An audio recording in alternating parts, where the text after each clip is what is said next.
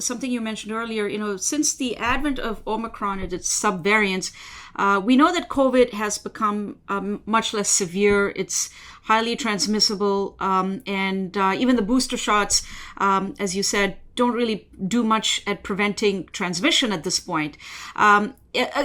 First of all, would it be fair to say that from a layman's perspective, COVID-19 is morphing into something like the seasonal flu that we've been living with forever? And with the seasonal flu, as you know, taking the flu shot was always voluntary, and no one put a gun to your head. So, I mean, first of all, would it be fair to say that it's basically evolved into something like the seasonal flu?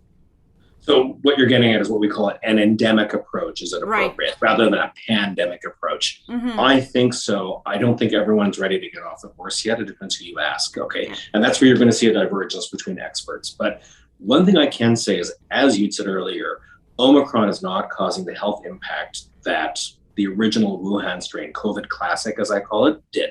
The other point is you've got an immunologically experienced population. Initially, we were so-called immunologically naive. Nobody had seen the vaccine, nobody had seen the disease. Now we have large numbers of people who have seen the disease, who've been vaccinated, who got the disease, then who were forced to get vaccinated or got the vaccine, whatever might have happened. So you've got this hybrid mix, or pure vaccinated or pure unvaccinated but infected. And there's a very small percentage of people who are unvaccinated who can still be hit hard even by Omicron and end up in hospital, to be fair. I'm not sure the severity of the disease has changed, but I think the population at risk has changed. So with infectious diseases, we look at three things. We look at the host, we look at the environment, and we look at the virus, the triangle, the epidemiologic triangle.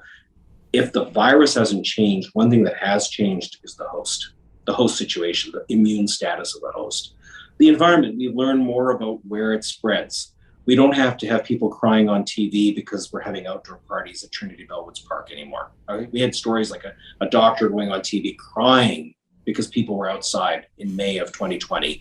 I don't think we need that anymore. There's no need to cry. We don't need people to mask outside, although some people like to do it to show how amazing they are to other people. This is a talisman. This is not really a personal protective measure anymore in that setting. Now, we do know that people, if they want to, can go ahead and wear a mask. They can even wear an F95 mask if they want. That's great. They can also wear it as they walk into a restaurant and promptly take it off as they eat, and they can feel protected. This is the kind of folly that I see. We see people getting on airplanes with masks and taking it off as soon as the plane's at cruising altitude and the flight attendant shows up with a coffee, it all comes off. So why are we doing this? So if we're going to keep doing things, we have to be selective. Asking university students to do this on a campus, to me, is just pure folly. Wrong population, not the best intervention if they're wearing just a surgical mask, in the wrong era of COVID-19, where we have an immune experienced population, either through vaccination or disease. So it's a triple fail, in my view. Yeah, I mean, speaking of people who refuse to get off the horse, you have countries that have more or less fully moved on and aren't having these debates of what way we're in and what the wastewater signal is telling us. I always thought that we as Canadians tended to be pragmatic about, but what I see is a state of what I can only call COVID psychosis at this point, where especially many public health experts and doctors whose voices get amplified by the mainstream media, they simply don't want to let go. Meanwhile, you have courageous experts and doctors like yourself who don't share the so-called consensus view, and you're criticized and vilified and ridiculed. This seems like a very unhealthy state of affairs, and does a lot of damage, in my opinion, to public health messaging in the end, and instills fear. I still meet people who are triple vaccinated, triple masked. They live in a state of perpetual fear. What do you make of all of this? How did we end up in this mess, and where do we go from here? So some of this started even before COVID. I'm going to kind of walk through, you mentioned flu. We had campaigns, let's get flueless, So there was a vision that if we all got the flu shot, we could stop this disease. It's not true. I've written in the Globe and Mail a number of years ago that we were taking the flu shot too seriously. This is well before COVID.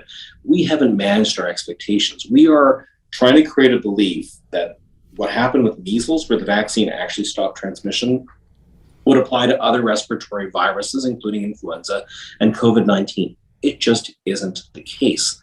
If you don't manage expectations and you keep going with this view that you can stop something in its tracks, that you can stop the wind, as people describe trying to stop the flu, in terms of its impossibility, this is what you get. The other thing is there's a cultural dislike, disdain for the so-called anti-vaxxer. And I have been labeled an anti-vaxxer for questioning the idea of going on and on with a carousel of boosters, to quote one of your prior phrases, the carousel of boosters, because this is where it doesn't stop. And I think it's like a movement.